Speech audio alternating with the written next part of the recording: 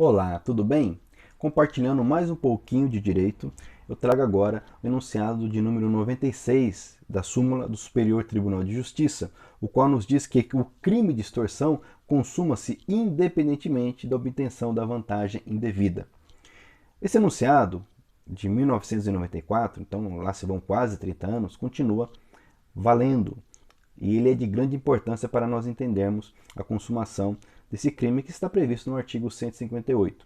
E em que consiste, então, o crime de extorsão? Basicamente, ele ocorre quando o agente, mediante uma grave ameaça ou violência, exige que a vítima, então, faça algo, ou permita que se faça algo, ou deixe de fazer algo, e com a finalidade de obter vantagem econômica indevida. Então diz o caput do artigo 158, constranger alguém mediante violência ou grave ameaça e com o intuito de obter para si ou para outrem indevida vantagem econômica a tolerar que se faça ou deixar de fazer alguma coisa.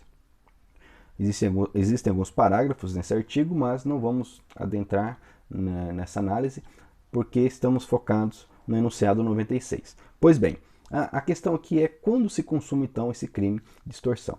Bom, o ponto importante aqui é nós entendermos que existe uma classificação doutrinária do crime com base no resultado. Classificação essa que é muito importante, em que nós temos os chamados crimes materiais, em que o tipo penal, a descrição do crime, traz o resultado, a descrição do resultado naturalístico para que esse crime seja consumado. Então, por exemplo, no crime de homicídio, matar alguém, o resultado já vem descrito, é a morte, matar alguém. Então, há um resultado externo, há um resultado naturalístico que é necessário para o crime estar consumado. Ok? Pois bem, nos chamados crimes formais, que é o caso do crime de extorsão, o tipo penal até traz a descrição do resultado, de um resultado externo naturalístico. Mas, ainda que esse resultado não ocorra, é possível, ocorre a consumação. Então, no caso da extorsão, o resultado visado pelo agente é a obtenção da vantagem econômica indevida. Certo? Pois bem, mas ainda que essa obtenção da vantagem não ocorra, o crime estará consumado. Veremos como daqui a pouco. Existem ainda os chamados crimes de mera conduta. São crimes em que o tipo nem sequer traz a descrição de um resultado. Ele apenas descreve uma conduta. Então, por exemplo, o crime do artigo 150, invasão de domicílio. O simples fato de entrar ou permanecer no domicílio alheio, sem autorização de quem de direito, já consuma o crime, independentemente de qualquer tipo de resultado. Pois bem, lembrando que, para a doutrina, o crime chamado de concurso formal também recebe mais dois nomes, que é o crime de consumação antecipada. Então veja bem, não seja surpreendido por esses termos. Crime de consumação antecipada nada mais é do que o crime formal. Ok? E o chamado crime de resultado cortado também é o crime formal. Entendido isto, vamos então falar um pouco mais sobre o crime de extorsão. O que o STJ entende é que, uma vez que haja o constrangimento, mediante violência ou grave ameaça, se a vítima atende aos ditames do autor, o crime está consumado, independentemente do autor conseguir ou não a vantagem econômica indevida. Exemplo, o criminoso constrange alguém para que este, então, ele entregue um talão de cheque preenchido, folhas de cheque preenchido. Sabemos que quase ninguém mais usa esse título de crédito, mas vamos usar esse exemplo que é bem conhecido na doutrina. Então a vítima ali, constrangida, assina, entrega. Logo depois, uma vez que já não está mais sob o domínio do constrangimento, essa vítima, mais do que depressa, susta esses cheques. Perceba que o crime foi consumado no momento que esses cheques, essas folhas foram assinadas. Porém, o agente não conseguiu obter a vantagem econômica indevida. Ok? A vantagem econômica indevida, se obtida, constitui o que nós chamamos no direito penal de exaurimento, que influenciará no momento em que o julgador aplicar a pena. Logicamente que é muito mais grave a conduta daquele que consegue a vantagem econômica indevida.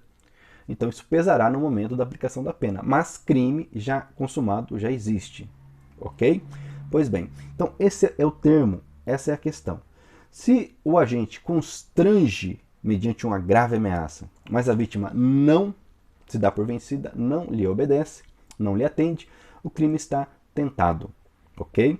Então, um exemplo que nós temos de um julgado interessante do STJ é que então um ex-companheiro, ex-marido, não me recordo exatamente agora, mas ele então traz ali graves ameaças de morte à sua ex-mulher, ex-companheira, para que ela lhe entregue determinado valor e também lhe permita que ele visite ali os filhos no fim de semana. Essa vítima então não atende. O que ela faz? Ela corre e comunica às autoridades. O crime foi tentado, não consumado. Ok? Então perceba isso. Continuando, é importante nós entendermos qual que é a importância prática de o crime ser considerado consumado ou não. Isso não é academicismo apenas. Perceba que, a ponto do Superior Tribunal de Justiça, que se debruça sobre casos concretos, como é próprio do Poder Judiciário, emitir, criar, editar um enunciado, é porque isso tem uma importância prática, concreta. Então, eu trago duas importâncias aqui. Primeiro, perceba que a prescrição penal, ela começa a correr nos termos do Código Penal no momento em que o crime se consuma, ok? Então nós temos o artigo 111, inciso 1, dizendo que a partir do momento que o crime se consuma, começa a correr a prescrição. Então é importante saber quando que o crime está consumado ou não, ok? Então vamos imaginar que a ameaça ocorre hoje, ela ocorreu hoje, para que a vítima faça algo no domingo, daqui 4 dias, ok? Pois bem, a vítima então faz algo, ela atendendo a essa ameaça, ela faz algo no domingo. Perceba que o crime se consumou hoje, porque hoje a vítima então já se prontificou a atender, ok? Isso é importante. Outra consequência é acerca não apenas da prescrição, mas também do chamado flagrante. Nós temos os artigos 302 do Código de Processo Penal.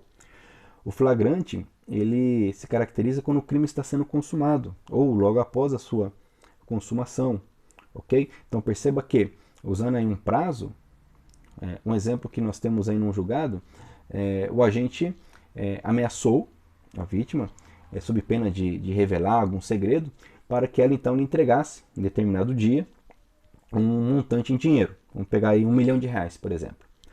A vítima então lhe obedece e uma semana depois vem trazer esse dinheiro, ok? Haverá o flagrante ou não? Quer ver outro exemplo interessante?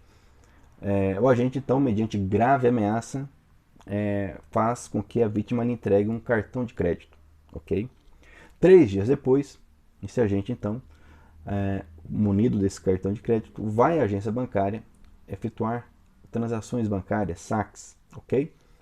Perceba que caso ele seja preso, quando estiver efetuando os saques, não haverá flagrante do crime de extorsão. Por quê? Porque ele consumou-se no momento em que a vítima lhe atendeu. Então essa é a questão. Se a vítima atende, o crime está consumado. Se ela não atende, o crime está tentado. Se há obtenção da vantagem devida, isso é chamado de mero exaurimento, ok? E com isso, eu acredito que conseguimos aqui explanar, esclarecer esse importante enunciado e trazer uma compreensão sobre esse crime que, infelizmente, ocorre diuturnamente, ok? Se você gostou desse vídeo, não deixe de curti-lo, comentá-lo.